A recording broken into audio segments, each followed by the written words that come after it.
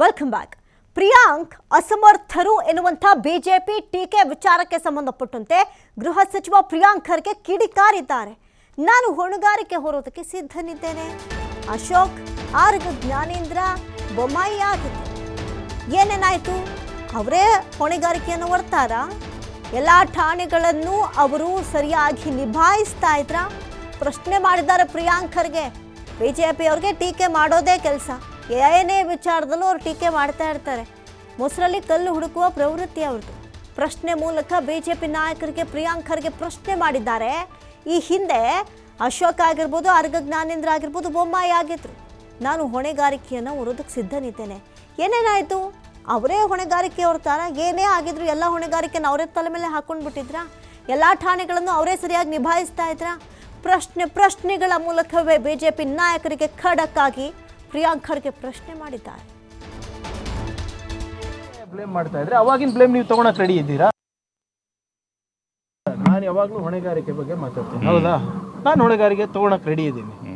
ಅಂದ್ರೆ ಅವ್ರು ಆಗಿರುವ ಸಂದರ್ಭದಲ್ಲಿ ಏನೇನಾಯ್ತು ತಮ್ಗೆ ಗೊತ್ತಿದೆ.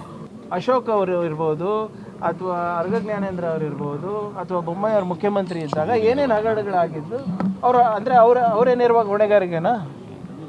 ಅವರು ಹೋಮ್ ಮಿನಿಸ್ಟರ್ ಇದ್ದವರಲ್ವಾ? ಅವ್ರು ಹೋಮ್ ಮಿನಿಸ್ಟರ್ ಇದ್ದಾಗ ಎಲ್ಲ ಸ್ಟೇಷನ್ನು ಸರಿಯಾಗಿ ನಿರ್ವಹಿಸ್ತಾ ಇದ್ರ? ಲಂಚ ಅನ್ನೋದು ಇರಲೇ ಇಲ್ವಾ? ಅಂದರೆ ಇವಾಗ ನನಗೆ ಬ್ಲೇಮ್ ಮಾಡ್ತಾ ಇದ್ರೆ ಅವಾಗಿನ ಬ್ಲೇಮ್ ನೀವು ತೊಗೊಳಕ್ಕೆ ರೆಡಿ ಇದ್ದೀರಾ? ನಾನು ಅಟ್ಲೀಸ್ಟ್ ಇಲ್ಲಿ ನಿಂತು ಮಾತನಾಡ್ತಾ ಇದ್ದೀನಿ. ಹೌದು, ನಮ್ಮ ಅಧಿಕಾರಿಗಳು ಮಾಡ್ತಾ ಇರೋದು ತಪ್ಪು, ಸರಿಯಲ್ಲ ಅಂತ ಸರಿಪಡಿಸ್ಲಿಕ್ಕೆ ಒಂದು ಪ್ರಾಮಾಣಿಕ ಪ್ರಯತ್ನ ಮಾಡ್ತೀನಂತೆ. ಒಂದು ಸ್ಟೇಟ್ಮೆಂಟ್ ತೋರಿಸ್ಬಿಡಿ ಅಶೋಕ್ ಅವ್ರದ್ದು. ಹಿಂಗೆ ಒಂದು ಸ್ಟೇಟ್ಮೆಂಟ್ ಎಲ್ಲಿ ಅವ್ರ ಜವಾಬ್ದಾರಿಯುತವಾಗಿ ಮಾತನಾಡಿದ್ದಾರೆ? ಈಗ ವಿರೋಧ ಪಕ್ಷದಲ್ಲಿದ್ದಾರೆ. ಈಗ ಅವ್ರ MLA ಲಂಚ ತೊಗೊಂಡಿದ್ರಲ್ಲಪ್ಪ, ಏನು ಅದ್ರ ಬಗ್ಗೆ ಹೊಣೆಗಾರಿಕೆ ತೊಗೊಂಡ್ರೆ ಇವ್ರು ವಿರೋಧ ಪಕ್ಷದವ್ರು? ಟ್ರ್ಯಾಪ್ ಆದ್ರೆ ಲೋಕಾಯುಕ್ತದಲ್ಲಿ ನಮ್ಮ ಶಿರಟ್ಟಿ MLA ಅವರಲ್ಲ ಅವರು. ಹಾಂ, ಅದಕ್ಕೆ ಯಾರು ಜವಾಬ್ದಾರಿ? ನಾನು ಯಾವಾಗಲೂ ಹೊಣೆಗಾರಿಕೆ ಬಗ್ಗೆ ಮಾತಾಡ್ತೀನಿ. ಗ್ಯಾರಂಟಿಗಳ ಬಗ್ಗೆ ನಿರ್ಮಲಾ ಸೀತಾರಾಮನ್ ಹೇಳಿಕೆ ಕೊಟ್ಟಂತಹ ವಿಚಾರಕ್ಕೆ ಸಂಬಂಧಪಟ್ಟಂತೆ ಬೆಂಗಳೂರಿನಲ್ಲಿ ಗೃಹ ಸಚಿವ ಪ್ರಿಯಾಂಕ್ ಖರ್ಗೆ ವಾಗ್ದಾಳಿ ನಡೆಸಿದ್ದಾರೆ. ಗ್ಯಾರಂಟಿಗಳಿಗಾಗಿ ನಾವೇನು ಕೇಂದ್ರದ ಬಳಿ ಕೈ ಚಾಚಿದ್ದೀವಾ? ಕೇಂದ್ರದ ಪುರಸ್ಕಾರ ಯೋಜನೆಗಳಿಗೆ ಬರಬೇಕಾದ ನಮ್ಮ ಪಾಲು ಏನಿದೆ ನಾವು ಅದನ್ನು ಮಾತ್ರ ಕೇಳಿರೋದು. ನೋಡಿ, ಹೆಚ್ಚು ತೆರಿಗೆ ಕಟ್ಟಿದ್ದಕ್ಕೆ ಹೆಚ್ಚಿನ ಅನುದಾನ ಸಿಗಲ್ಲ ಅಂತ ನಿರ್ಮಲಾ ಸೀತಾರಾಮನ್ ತಿರುಗೇಟು ಕೊಟ್ಟಿದ್ರು. ಯಾಕೆ ಅಂತ ಹೇಳಿದ್ರೆ, ಹೆಚ್ಚು ತೆರಿಗೆ ಕೊಡ್ತಾ ಇದ್ದೀವಿ ಅಂದ ಮಾತ್ರಕ್ಕೆ ಹೆಚ್ಚು ಅನುದಾನ ಕೊಟ್ಟಿಲ್ಲ ಅನ್ನೋದು ಸರಿಯಲ್ಲ ಅಂತ ಕೇಂದ್ರ ವಿತ್ತ ಸಚಿವೆ ನಿರ್ಮಲಾ ಸೀತಾರಾಮನ್ ಹೇಳಿದರು. ಈ ಮೂಲಕ ಹೆಚ್ಚಿನ ತೆರಿಗೆ ಕಟ್ಟುವ ಕರ್ನಾಟಕಕ್ಕೆ ಅನುದಾನ ಹಂಚಿಕೆಯಲ್ಲಿ ಕೇಂದ್ರ ಸರ್ಕಾರ ಅನ್ಯಾಯ ಮಾಡ್ತಾ ಇದೆ ಅಂತ ರಾಜ್ಯದ ಕಾಂಗ್ರೆಸ್ ನಾಯಕರು ದೂರು ಕೊಟ್ಟಿದ್ರಲ್ಲ, ಆ ಒಂದು ದೂರಿಗೆ ತಿರುಗೇಟನ್ನು ಕೊಟ್ಟಿದ್ರು ನಿರ್ಮಲಾ ಸೀತಾರಾಮನ್.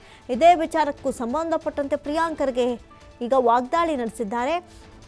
ಇನ್ನು ಕೊಟ್ಟಂಥ ಗ್ಯಾರಂಟಿಗಳ ಬಗ್ಗೆ ನಿರ್ಮಲಾ ಸೀತಾರಾಮನ್ ಹೇಳಿಕೆ ವಿಚಾರಕ್ಕೆ ಈಗ ಪ್ರಿಯಾಂಕ್ ಖರ್ಗೆ ವಾಗ್ದಾಳಿ ನಡೆಸಿದ್ದಾರೆ. ಗ್ಯಾರಂಟಿಗಳಿಗಾಗಿ ನಾವೇನು ಕೇಂದ್ರದ ಬಳಿ ಕೈ ಚಾಚ್ತಾ ಇದ್ದೀವಾ? ಕೇಂದ್ರದ ಪುರಸ್ಕಾರ ಯೋಜನೆಗಳಿಗೆ ಬರಬೇಕಾದ ನಮ್ಮ ಪಾಲೇನಿರುತ್ತೆ, ನಮ್ಮ ಪಾಲನ್ನಷ್ಟೇ ನಾವು ಕೇಳ್ತಾ ಇದ್ವಿ ಅಂತ ಹೇಳಿದ್ದಾರೆ ಪ್ರಿಯಾಂಕ್ ಖರ್ಗೆ. ನಮ್ಮ ಬಿಜೆಪಿ ಅವರಿಗೆ ಏನಕ್ಕೆ ಆತಂಕ? ಅವರೇ ತಾನೇ ಗ್ಯಾರಂಟಿ ವಿರುದ್ಧ ಇದ್ದಿದ್ದು.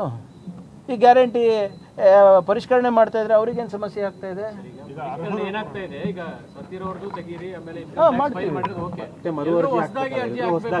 ಈಗ ನಮ್ಗೆ ಹೆಂಗ್ ಗೊತ್ತಾಗ್ತದೆ? ಈಗ ಒಂದು ಮೆಥಡ್ ಇರ್ಬೇಕಲ್ಲ sir.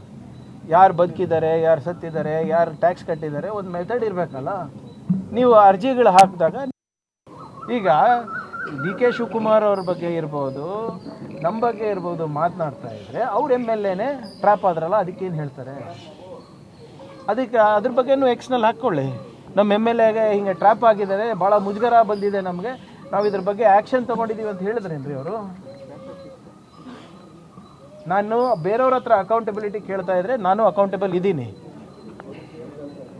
If you are expecting accountability from me, show me you are also responsible first. Irresponsible statement ಮಾಡೋಕ್ಕಲ್ಲ ಇರೋದು ವಿರೋಧ ಪಕ್ಷದ ನಾಯಕರವರು.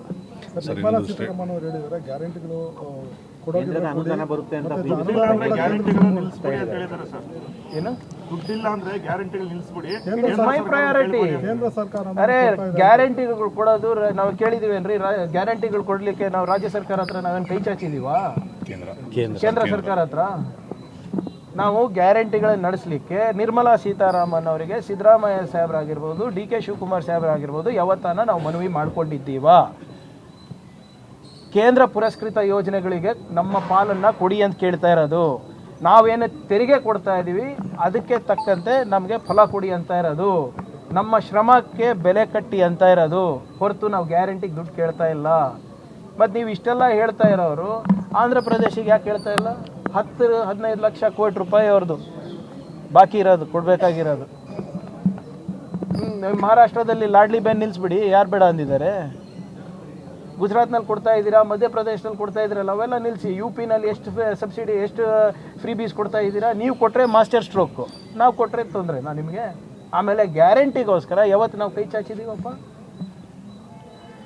ಕೇಂದ್ರ ಸರ್ಕಾರದಿಂದ ಏನು ನಮ್ಗೆ ಬರಬೇಕಾಗಿರೋದು ಅದು ನ್ಯಾಯಯುತವಾಗಿ ಕೊಟ್ಟರೆ ಸಾಕಾಗಿದೆ ನಮಗೆ. ಅದೆಲ್ಲ ಕೊಡ್ತಾನೆ ಇದೀವಿ. ಎಲ್ಲಿ ಕೊಡ್ತಾ ಇದ್ದಾರೆ?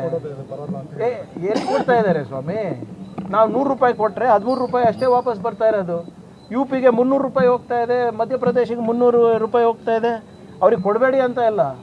ನಮ್ದೇನು 13 ರೂಪಾಯಿ ಇದೆ, ಒಂದು ಮಾಡಿ 30 ರೂಪಾಯಿ ಮಾಡಿ. ಅದರಿಂದ ನಾವೇನು ಮಾಡ್ತೀವಿ? ಒಳ್ಳೆ ಇನ್ಫ್ರಾಸ್ಟ್ರಕ್ಚರ್ ಕಟ್ಟಿಸ್ತೀವಿ, ಉದ್ಯೋಗ ಅವಕಾಶವನ್ನು ಕಲ್ಪಿಸ್ಕೊಡ್ತೀವಿ. ಇವತ್ತು ದೇಶದ ಆರ್ಥಿಕ ಪರಿಸ್ಥಿತಿ ಸುಧಾರಣೆ ಆಗ್ತಿದೆ ಅಂದರೆ ಅದು ನಾವೇ ಕಾರಣ ಅಲ್ಲ, ಕನ್ನಡಿಗರೇ ಕಾರಣ ಅಲ್ಲ. ಯು ಪಿ ಮತ್ತು ಮಧ್ಯಪ್ರದೇಶದಿಂದ ಏನು ಬರ್ತಾ ಇದೆ ಅಪ್ಪ ಹೇಳಿ ತೋರಿಸ್ಬಿಡಿ ನನಗೆ.